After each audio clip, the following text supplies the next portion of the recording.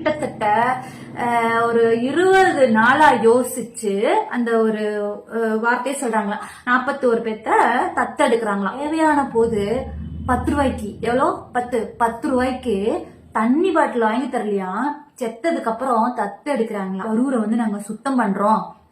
கரூரெல்லாம் சுத்தமா தான் இருந்துச்சு.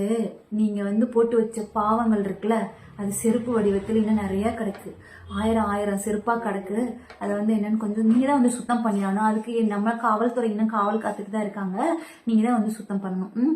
கரூர் சுத்தமா தான் இருந்துச்சு. உங்களால ஏற்பட்ட பாவங்கள் தான் நீங்களே சுத்தம் பண்ணிட்டு போங்க. அதாவது தற்கொலைகள்னா பேட் வேர்டு கிடையாது. தற்குறிகள்னா என்ன தெரியுமா?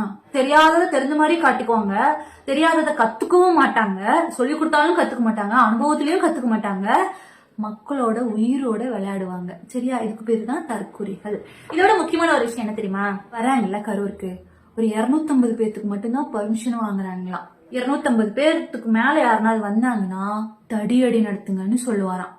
ஆதவ் சார் பிசினஸ்க்காக விஜயை யூஸ் பண்றாங்க. மிஸ்டர் விஜய் சார் அரசியலுக்காக ஆதவை யூஸ் பண்றாங்க.